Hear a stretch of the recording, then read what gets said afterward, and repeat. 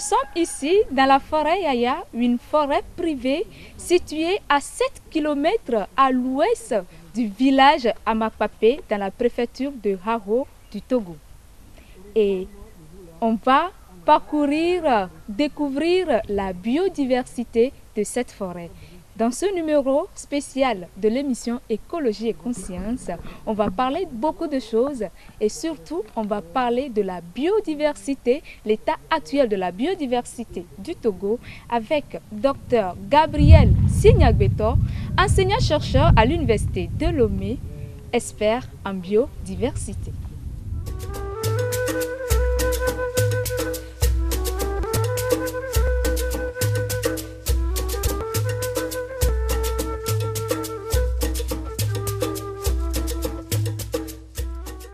Ils sont au total une dizaine de journalistes à avoir effectué dans la forêt Yaya cette visite organisée par le ministère de l'Environnement et des Ressources forestières en partenariat avec le Programme des Nations Unies pour le développement PNUD dans le cadre du projet Renforcement des capacités nationales et décentralisées de gestion de l'environnement.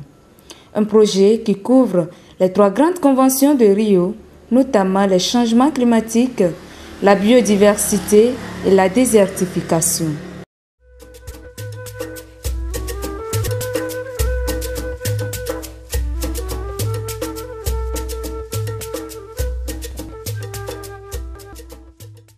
D'une initiative privée, la forêt Yaya, ce trésor bien planté dans le village d'Amakpapé, sur une superficie d'environ 200 hectares, regorge toute une diversité biologique.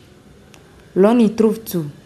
Des différentes espèces de plantes, d'arbres, d'herbes, des espèces introduites, des étangs piscicoles, des barrages d'irrigation, des cultures maraîchères.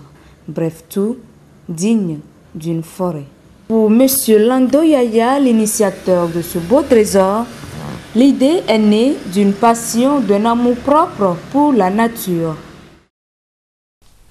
Ici, nous pouvons arriver à amener l'homme à éviter la coupe anarchique des arbres. C'est une forêt qui s'étend sur une superficie d'environ 200 hectares.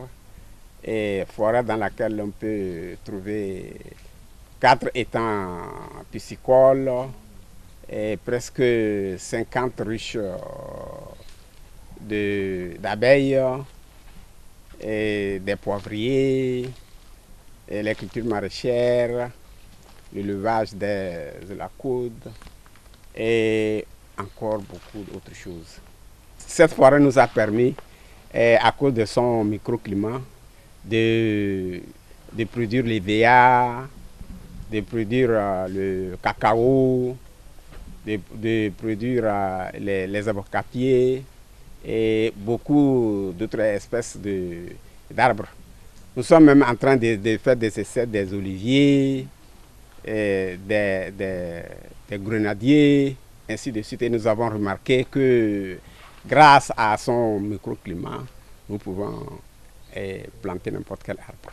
Le temps que vous voyez là, c'est un étang d'environ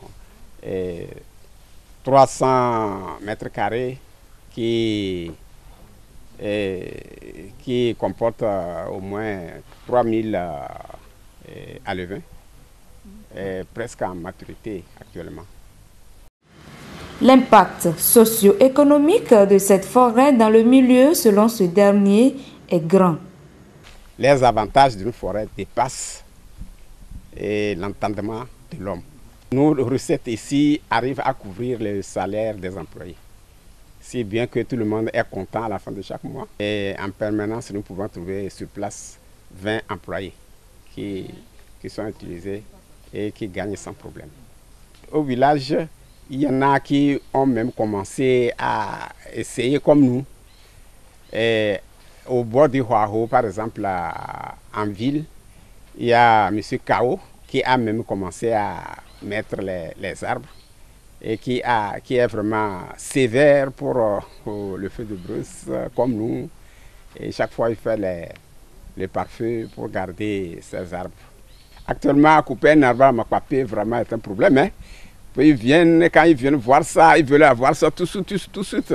Je leur dis que non, ce n'est pas possible. Il faudra aller par étapes. Si vraiment vous êtes conscient et que vous voulez avoir quelque chose comme moi, allez par étapes. Mais soyez sévère comme vous le faites. Et contre la coupe d'arbres. Voilà, à peu près. Donc il y a l'impact. Puisque, bon, il y en a qui viennent de temps en temps travailler ici comme journaliers. Ils viennent et gagnent le pâte. Et en partant, ils disent, moi, je vais faire la même chose comme M. Yaya. J'ai eu la chance aussi de sillonner notre pays avec la caravane de l'environnement, de Lomé jusqu'à Dapango, où on m'a permis de sensibiliser les jeunes, de parler de ma forêt aux jeunes. Vraiment, je les encourage. Et je suis ouvert. Mes portes sont ouvertes à tout le monde, surtout à tous les jeunes. Et ma petite bibliothèque, sincèrement, je ne voudrais pas repartir avec. Je voudrais laisser à tout le monde, à tous les jeunes surtout, ma petite bibliothèque. Nos visiteurs, amis professionnels de médias, devant l'impressionnante découverte des ressources naturelles de la forêt Yaya, n'ont pas caché leur intérêt et sentiments. Ce que j'ai découvert, ce que j'ai visité, me dit qu'il y a encore des gens qui croient au développement durable. Et ça me rappelle un peu l'initiative communautaire qu'avait prise une communauté dans la préfecture de l'Avé, qui est une forêt communautaire qui s'appelle la forêt d'Andopomé, c'est le nom du village. Et voilà, il y a toute une diversité de préservation de la nature. Et je crois que, comme nous avons l'habitude de le dire, aujourd'hui, il faut prendre conscience que la nature, si on ne la préserve pas, nous risquons de disparaître et avec. C'est pour ça, moi, en tant que chargé de la communication au sein du bureau du PNUD au Togo, j'encourage cette initiative d'amener sur le terrain les journalistes qui sont le relais de la communication vers la population, à faire en sorte que de telles initiatives soient connues et répliquées un peu partout. Parce qu'à travers la sensibilisation, les populations pourront adopter de nouveaux comportements, ne plus couper des arbres, préserver des arbres pour préserver notre planète. Le Togo, toujours bon élève, a signé et ratifié la Convention de Rio sur la biodiversité. Mais aujourd'hui, où en est-il dans la pratique? Dans quel état se trouve réellement la biodiversité togolaise? Dans cet entretien, Dr Gabriel Segnagbeto nous éclaire. Comment se porte la biodiversité dans son ensemble au Togo, docteur? Parlons de l'état actuel de la biodiversité au Togo. D'abord, s'il faut parler de l'état de la biodiversité, d'abord, il faut connaître d'abord la biodiversité avant de parler de son état. Ouais. Ce qui veut dire que nous sommes au Togo, pour le moment, en train de faire l'inventaire de la biodiversité. C'est-à-dire qu'on ne connaît pas encore la diversité du vivant qui se trouve sur le territoire togolais.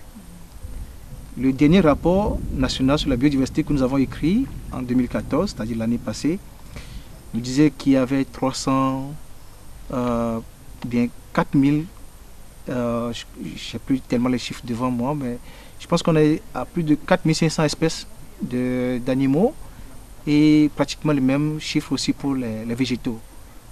Mais quel est l'état de la biodiversité? C'est-à-dire que je dirais qu'on ne connaît pas encore la biodiversité du Togo, mais on se rend compte qu'il y a une disparition de cette diversité du vivant. Disparition comment? Parce que quand les écosystèmes qui abritent la diversité du vivant sont en train d'être dégradés, quand les écosystèmes sont en train d'être détruits, quand les habitats des animaux ou des végétaux sont détruits par des pratiques diverses ou des activités diverses des populations que nous sommes. Là, on n'a pas le temps de faire l'inventaire dans ces milieux. Et tout ce qui existait dans ce milieu sont partis sans qu'on le connaisse réellement. C'est-à-dire, si on ne fait pas cet inventaire avant que les choses ne disparaissent, je suis sûr qu'on ne connaîtra jamais la biodiversité du Togo. C'est en cela. L'état de la biodiversité, c'est vraiment en une vitesse de dégradation très alarmante. Aujourd'hui. Et je pense qu'il y a beaucoup à faire. Et de façon urgente. Et la flore et la faune. Évidemment, il y a la flore et la faune. Il y a des choses qu'il faut faire de façon urgente pour au moins freiner cette vitesse de dégradation de la biodiversité au niveau national. Et justement, sur cette question, docteur, y a-t-il vraiment au Togo des efforts pour la conservation de la biodiversité? Oui, je répondrai à cette question de deux manières. La première, oui, il y a des efforts. Si nous considérons que le Togo a ratifié la Convention sur la conservation de la biodiversité, le Togo a mis en place des outils qui sont des outils juridiques et politiques. S'il y a des institutions qui sont mises en place pour la conservation de la biodiversité, oui, on peut dire qu'il y a des efforts. Mais dans la réalité, sur le terrain, qu'est-ce qui se fait de façon concrète? C'est là c'est-à-dire les deux faces de ce que nous pouvons parler aujourd'hui de l'effort. Puisque si tous ces mécanismes sont mis en place, tous ces outils sont mis en place, normalement sur le terrain, on doit avoir une amélioration de la biodiversité, de la conservation de la biodiversité. Mais ce n'est pas le cas. Puisque quand nous prenons en compte d'abord, je vais d'abord parler des zones où on pouvait avoir de la biodiversité, c'est-à-dire, je vais parler des aires protégées, c'est-à-dire des aires protégées, c'est-à-dire des parcs nationaux, des réserves de faune, des réserves de chasse, ou des forêts classées, ou des forêts sacrées. Ce sont là des poches de conservation de la biodiversité. Même tous ces dispositifs aujourd'hui, qui sont des infrastructures naturelles, sont dégradés. Quand nous prenons par exemple la forêt de Loti-Kéran, où il y avait des éléphants, des buffles, et des lions, des léopards, il y avait des forêts galeries, il y avait des forêts claires, il y avait des savanes. Tout est aujourd'hui devenu des champs ou des habitations humaines. Oui, nous avons l'impératif de répondre aux besoins des populations locales, mais nous avons aussi également des engagements vis-à-vis des partenaires et vis-à-vis nous-mêmes de notre population, parce que la biodiversité participe au soutien de la vie, au soutien des conditions de la vie des populations dans ce milieu-là. La forêt n'a pas été créée pour la beauté de la nature seulement, non. La forêt a un rôle fondamental dans le développement des communautés. C'est ça. Partant de Loti-Kéran, il y a par exemple d'autres écosystèmes forestiers qui sont très dégradés. Quand vous allez dans les montagnes de Palimé, dans les montagnes d'Agou, tout est dégradé, il n'y a que des flancs qui sont restés. Il paraît que Palimé n'est plus. Oui, ce n'est plus. Mais ce n'est pas moi qui le dis. Moi, je suis un spécialiste. Mais tous ceux qui connaissaient Palimé il y a 20 ans de cela, quand ils vont arriver aujourd'hui, ils peuvent pleurer. Hein. Vous regardez le mont Agou, tout est dégradé. Vous regardez la forêt de Missaoué, tout est parti. Quand vous regardez la montagne qui va de la zone de Pelé, d'Ani, tout est parti. Il n'y a que des forêts dénudées, des flancs dénudés qu'on voit. On ne voit plus de forêt. Tout est parti. Donc voilà à peu près ce que je pourrais dire sur l'état de la biodiversité. Tout est dégradé. Même il y a des pratiques agricoles qu'il faut intégrer dans nos milieux ruraux pour que les populations, dans les pratiques agricoles, puissent intégrer la présence des arbres ou intégrer la présence des forêts. Tout est fait comme si, je ne sais pas, si les arbres sont devenus nos ennemis, je ne sais pas. Avec tout ce que vous venez d'expliquer, on voit que la question de la conservation de la biodiversité au Togo est vraiment est cruciale. Il faut vraiment que des actions se mènent là-dessus. Et justement sur ce point, et quelles doivent être les bonnes pratiques en matière de la conservation de la biodiversité par rapport à la Convention des Nations Unies sur la biodiversité? Oui, en fait, la philosophie de la conservation, c'est quoi? De la convention plutôt, de la biodiversité, c'est quoi? C'est dit l'effort positif d'utilisation des éléments de la nature. Est-ce que vous comprenez? L'effort positif. C'est-à-dire, la biodiversité, c'est les éléments qui soutiennent la vie. Nous dépendons entièrement des éléments de la biodiversité. Étant donné que nous dépendons de ça, il faudrait qu'on fasse un effort dans l'utilisation des éléments de la biodiversité à ce qu'il y ait une préservation pour la génération actuelle que nous sommes et la génération future. C'est-à-dire, si je dois aller un peu plus dans les thèmes beaucoup plus scientifiques, il y avait eu des crises d'extinction de la biodiversité auparavant. Mais les mêmes crises, nous sommes en train de les vivre aujourd'hui à travers les phénomènes de changement climatique et la désertification. Les bonnes pratiques que je voudrais peut-être soulever ici, c'est l'exemple palpable de la forêt de Yaya. L'exemple que nous sommes en train de voir ici. C'est-à-dire, M. Yaya, dans les années 80, avait acheté 200 hectares d'une zone qui était une zone peut-être agricole, une zone qui n'était pas totalement dégradée. Et il a pu préserver le milieu et même à augmenter l'écosystème forestier. Mais dans cet écosystème, M. Yaya, il vit, il fait fonctionner plus de 20 personnes qui ont leur famille et qui répondent aux besoins des populations dans le milieu tout en préservant le milieu. C'est ça, les bonnes pratiques qu'il faut soulever. Mais ce que je pourrais dire, si cette initiative ne pourrait pas être répétée, par exemple dans les communes rurales qui éventuellement vont être mises en place dans le cadre de la décentralisation, il faudrait qu'il y ait une planification du terroir villageois ou communal, de manière à ce que des espaces naturels soient préservés pour permettre à la biodiversité du milieu d'être préservée non seulement, mais d'être éventuellement améliorée. C'est-à-dire ça répond aussi à beaucoup de problèmes, à la fois problèmes économiques, problèmes sociaux, problèmes environnementaux. Oui, nous sommes ici, nous sommes en parfaite harmonie avec la nature parce que tout est préservé. Mais monsieur a fait de l'argent ici. Il fait de l'argent. Qui fait nourrir les gens. Qui fait nourrir les gens. Donc voilà les bonnes pratiques qu'on pouvait accepter ou adopter pour faciliter la préservation et l'amélioration de la biodiversité dans nos communes, si je peux dire ainsi. Merci beaucoup, docteur.